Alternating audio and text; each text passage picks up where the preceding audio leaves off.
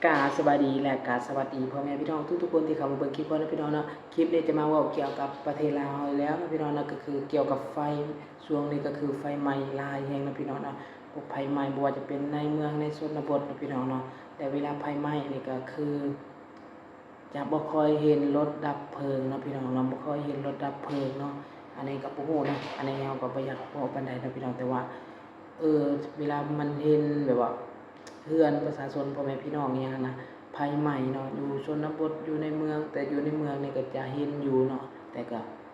ไหม้ลุกทึนๆแล้วจึงค่อยมาเนาะบางทีก็มาคันนึงแล้วก็น้ำมืดอย่างประมาณนี้เนาะพี่น้องน้ำมืดแล้วก็เพื่อที่ไปเติมน้ำกลับมาก็มันก็อาจจะไหม้หมดแล้วเนาะพี่น้องแต่ถ้าอยู่ชนบทนี่นะแทบจะบ่มีเลยแทบจะบ่เห็นเลยไหม้จนวอดเนาะก็คือประชาชนช่วยกันดับแต่ก็ดับบ่ได้นะพี่น้องไหม้จนมืดเนาะก็คือจะเห็นหลายๆบ้านหลายๆเมืองนะพี่น้องเนาะไฟไหม้นี่นะไหม้จนเกลี้ยงนะพี่น้องไหม้จนเกลี้ยงแต่บ่เห็นเลยรถดับเพลิงที่จะไปดับนะพี่น้องเนาะอย่างเช่นเนาะบ่ฮู้ว่าเป็นน้ำหยังนะพี่น้องเป็นน้ำชนบทบ่หรือว่าจังใดนะอันนี้ก็คือโอ้เนาะเฮาเห็นแล้วหรือว่าผู้ใหญ่ในบ้านในเมืองเขาเจ้าบ่เห็นบ่เนาะหรือว่าจังใดเนาะอันนี้ก็อยากจะฝากนะก็ง่ายๆเนาะพี่น้องอยากจะฝากว่าอยากจะให้มีแบบว่าในแต่ละบ้านในซีซันเนาะซีซันกับแต่ละเมืองซะเนาะอยู่บอนใดมันห่างไกลนี่ก็ให้มันมีซะเนาะอันนึงเผื่อไว้เนาะเผื่อไว้แบบว่าภัยไหม้เฮือนพ่อแม่พี่น้องประชาชนเนี่ยนะจะได้ดับทันเนาะอันนี้ก็อยากจะถามท่านแบบว่าผู้ใหญ่นั่นนะพี่น้องแบบว่าเห็นไฟไหม้อยังนะก็อยากจะฝากแน่เนาะก็คือเวลาไฟไหม้แล้วไหม้จนมืดพี่น้องแล้วก็คือเฮาเห็นแล้วก็สงสารเขาเจ้านะพี่น้องเนาะอยากให้มีอย่างเช่นกีฬาก็ให้เมืองละ2-3 คันซะเนาะเพื่อว่าบ้านนั้นไฟไหม้ก็จะได้โทรแจ้งอหยังแล้วก็จะได้ไปฮอดท่วงทีไวเนาะพี่น้องเนาะแต่ชวนหลายแล้วอยู่ลาวเฮานะ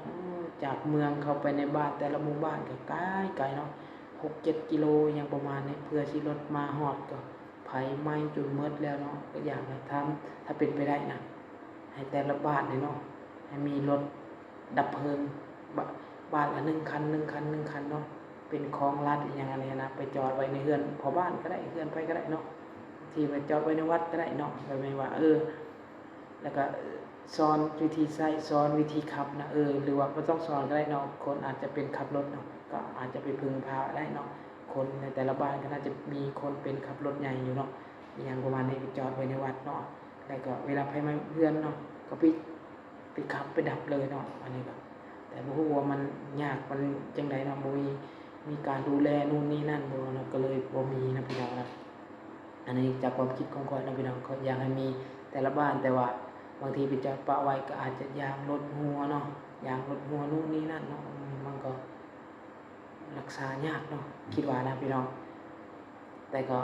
มันก็น่าจะให้มีนะเนาะประมาณนี้นะพี่น้องแล้วก็คือข้อยเห็นแล้วข้อยก็สงสารคนที่โดนภัยไหม้แล้วเวลาเกิดว่าหยังเวลาที่เขาแล้งหาอิหยังดับนี่เนาะก็คือเห็นหลายบ้านแห่งเลยพี่น้องแล้วเวลาไฟไหม้นี่ก็ส่วนหลายแล้วมันก็จะเกิดจากไฟฟ้าลัดวงจรแล้วก็ไฟไหม้เรือนประชาชนเนาะเฮาจะเห็นหลายแห่งช่วงนี้เนาะหลายอีหลีพี่น้องแต่ว่ารถก็บ่เห็นเนาะก็คือบางคนเขาก็บอกโทรรถดับเพลิงแน่โทรรถดับเพลิงแน่แต่ก็เห็นแต่ละคลิปก็บ่เห็นสิมีรถดับเพลิงเนาะจนไหม้เกลี้ยงหมดก็เห็นแต่คนในหมู่บ้านนั่นแหละว่าช่วยกันดับแล้วพี่น้องบางคนก็ใส่คุกบางคนก็ดึงสายยางอหยังประมาณนี้เนาะ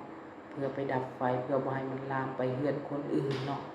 เพื่อให้มันเสียหายก็เสียหายแค่หลังเดียวนะพี่น้องและไหม้แต่ละเทื่อแต่ละทางนี่ก็คือไหม้จนหมดเนาะไหม้แล้วก็มีคนที่เขาไปช่วยเหลือนะพี่น้องเนาะมีคนที่เขาไปช่วยเหลืออันนี้จากหน่วยงานรัฐเนี่ยเฮาก็บ่ต้องเว้าถึงนะพี่น้องเนาะก็คืออย่างที่ทุกคนฮู้ๆกันเลยเนาะจะเห็นแต่คนบางทีก็หลวงพ่อไปช่วยเนาะบางทีก็เนี่ยครูไปช่วยบางทีก็พระไปช่วยเนาะพี่น้องก็คือพระกับเนี่ยครูก็เดียวกันเนาะก็คือไปช่วยเนาะส่วนหลายแล้วก็มีแต่พวกใจบุญหยังก็คือคนในบ้านก็มีผู้หนึงเนาะเป็นผู้เฒ่าแล้วนะลูกหลานเราก็มีเนาะแต่ว่าอยู่ประเทศไทยเนาะเราก็อยู่ผู้เดียวก็เลย มีเบาเตียงไปช่วยนะพี่น้องนะช่วยเฮ็ดเฮือนให้ก็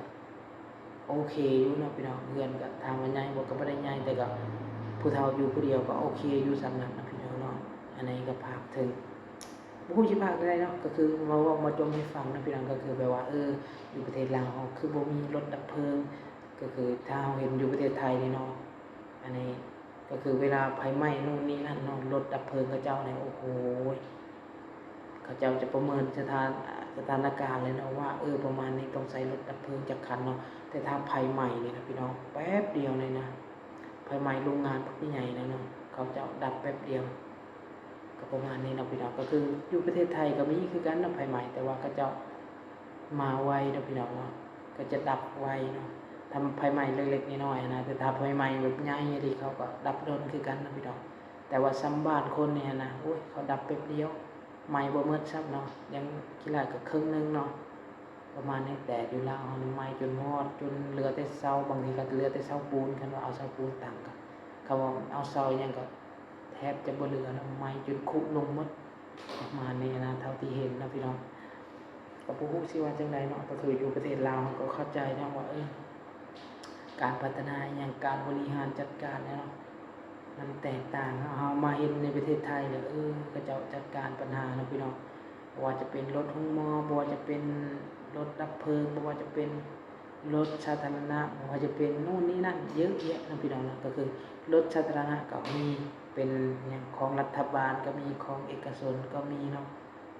ของเอกชนก็คือของประชาชนทั่วไปก็คือรถ2 แถวหยังก็มีเนาะพี่น้องแต่บ่ฮู้ว่าเขาจัดการจังไดบ่ฮู้ว่าแต่อยู่ลาวเฮานี่หารถยังเกินว่าหารถลัดนี่หั้นนะราคาที่เป็นมาตรฐานเลยบ่มีเนาะพี่น้องเนาะอย่างเช่นเอาสิซะเนาะ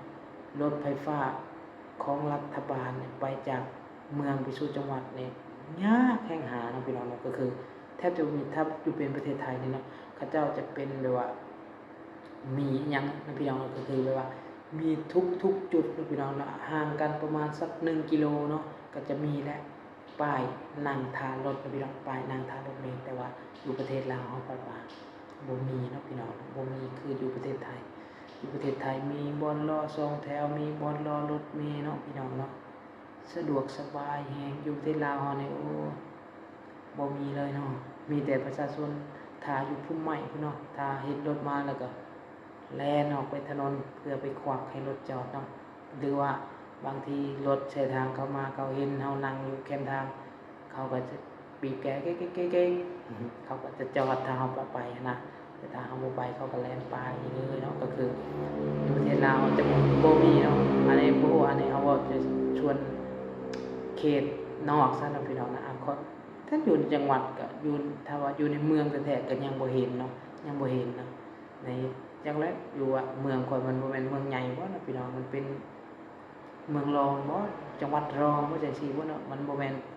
ตัวเมืองในกรุงเทพบ่หรือว่าแบบถ้าว่ายกเปรียบเทียบกับประเทศไทยก็คือแต่อยู่เขตนอกก็คืออยู่แถวก็อยู่นี่ก็บ่แม่นในเมืองนี่แต่ก็ยังมีแบบว่าบ่อนนั่งรอรถมีหรือว่าบ่อนรอรถ2 แถวเนาะก็ยังมีเพิ่นเฮ็ดเป็นศาลาไว้เลยเนาะก็คือเอาไว้เฉพาะบ่อนคนนั่งท่ารถเมล์เลยเนาะโอเคเนาะพี่น้องคลิปนี้ก็ยาวโพดแล้วเนาะ คลิปหน้าจะสิมาพอกันใหม่นะพี่น้องเนาะคลิปนี้ก็จบโดนแล้วนะพี่น้องโอเคบ๊ายบายนะพี่น้องถ้ามักก็อย่าลืมกดไลค์กด Subscribe เพื่อเป็นกำลังใจก็แน่นะพี่น้องเนาะคลิปนี้ก็จะจบประมาณนี้เนาะบ๊ายบายพี่น้องขอบคุณขอบใจทุกคนที่กดติดตามนะพี่น้อง